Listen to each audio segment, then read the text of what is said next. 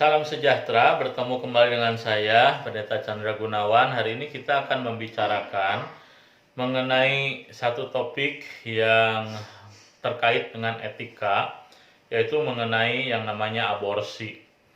Nah, kita tentu sering mendengar, sering melihat, atau barangkali pernah juga melihat di televisi ataupun mendengar di surat kabar mengenai orang-orang tertentu yang kemudian melakukan praktik aborsi ataupun petugas kesehatan tertentu diam-diam membuat sebuah praktik untuk menolong orang-orang di dalam mengaborsi janin oleh karena tidak menginginkan kehadiran bayi yang ada dalam kandungan seseorang. Nah, banyak orang kemudian bergulat bergumul dengan isu ini, bagaimana harusnya kita memahami mengenai aborsi. Bahkan kalau kita mendengar berita misalnya saja di belahan dunia barat, banyak di antara komunitas tertentu menganggap bahwa aborsi merupakan sebuah hak seorang ibu di dalam dia mempertahankan ataukah memutus janin yang ada di kandungannya, di rahimnya, itu adalah hak dia. Nah, tentu kita harus melihat isu aborsi jauh lebih dalam dari sekedar hak asasi yang seorang miliki. Nah, di dalam Alkitab kita melihat pertama-tama bahwa seseorang sudah menjadi manusia ketika dia ada dalam kandungan ibunya. Nah, jadi janin merupakan seorang manusia. Nah, itulah sebabnya maka di dalam Alkitab Raja Daud dia menggambarkan bahwa dirinya sudah berdosa di hadapan Tuhan ketika dia ada dalam kandungan. Nah, itu artinya apa? Artinya manusia maksud manusia adalah seorang manusia bahkan waktu dia ada dalam kandungan. Nah, itulah sebabnya maka embrio itu adalah sesungguhnya sudah menjadi sosok manusia.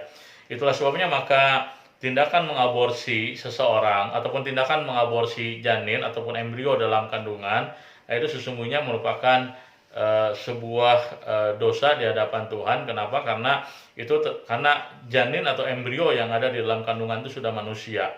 Nah, maka tindakan aborsi tentu saja di dalam perspektif Alkitab melanggar salah satu daripada 10 hukum Tuhan, khususnya terkait dengan larangan supaya kita tidak boleh membunuh manusia. Nah, itulah sebabnya maka sebuah aborsi pada dasarnya sebuah pelanggaran terhadap hukum Tuhan. Nah, tetapi di sisi yang lain, waktu kita berbicara mengenai aborsi, kita tentu harus juga memikirkan mengapa orang-orang tertentu kemudian mengambil langkah, misalnya saja sebuah langkah yang disebut sebagai aborsi. Nah, kebanyakan orang melakukan aborsi barangkali oleh karena mereka jatuh di dalam sebuah situasi yang sulit, di mana pergaulan yang terlalu bebas membuat seorang remaja misalnya saja mengalami kehamilan di luar nikah, sehingga untuk menyelesaikan persoalan tersebut maka beberapa orang ingin mengambil langkah pintas, yaitu dengan jalan apa? Dengan jalan melakukan yang namanya aborsi. Nah, tentu waktu seseorang mengalami hamil di luar nikah itu sesuatu yang salah.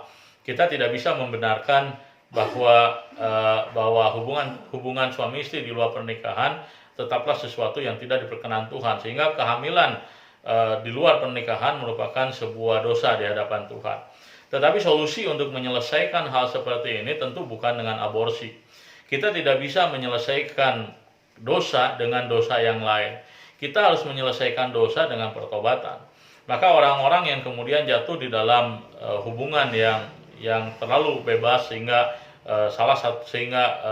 remaja wanita ataupun pemudi tersebut kemudian hamil di luar nikah, maka yang harus dilakukan adalah orang tersebut harus bertobat, harus menyelesaikan dosanya di hadapan Tuhan.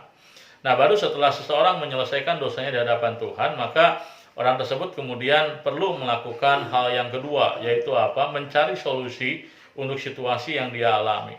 Dan aborsi bukanlah solusi untuk situasi yang orang tersebut alami. Lantas apa yang harus dilakukan oleh seseorang yang hamil di luar nikah? Nah, setelah dia menyelesaikan dosanya di hadapan Tuhan, artinya dia betul-betul menyelesaikan, dia bertobat di hadapan Tuhan dan tidak melakukan hal yang sama lagi, maka tugas orang tersebut sekarang adalah menyelesaikan dampak dosa dalam kehidupannya. Maka apa yang harus dilakukan oleh orang yang katakanlah terlanjur hamil di luar nikah? Maka yang harus dilakukan adalah dia harus melahirkan bayi tersebut. Nah, dia harus melahirkan, dia harus menjaga bayi tersebut, mengasihi bayi tersebut untuk boleh dilahirkan melalui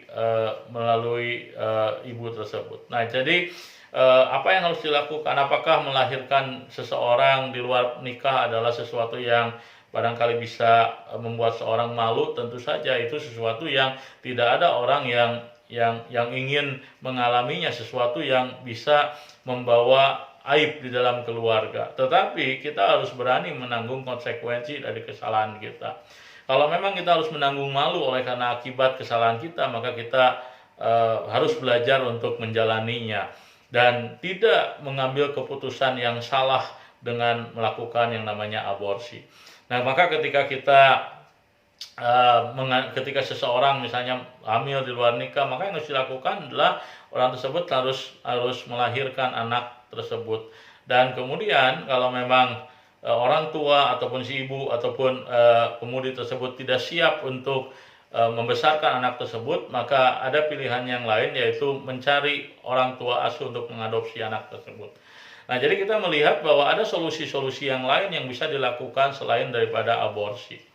Nah, maka di dalam kehidupan para muda-mudi penting sekali mereka betul-betul menyadari bahwa setiap pilihan, setiap apa yang mereka lakukan ada konsekuensi yang terkadang harus dijalani.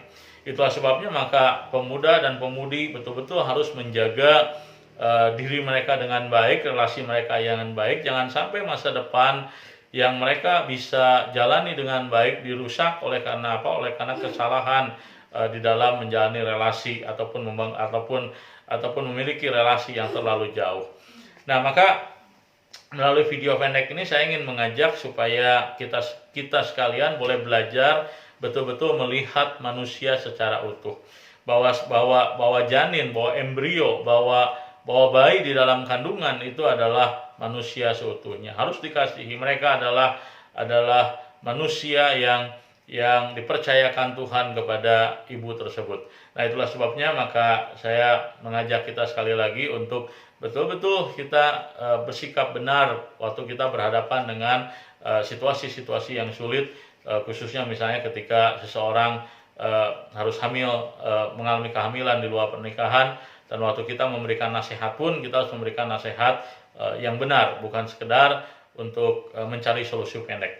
Kiranya video pendek ini boleh menjadi berkat bagi ibu bapak dan saudara-saudari sekalian. Tuhan memberkati.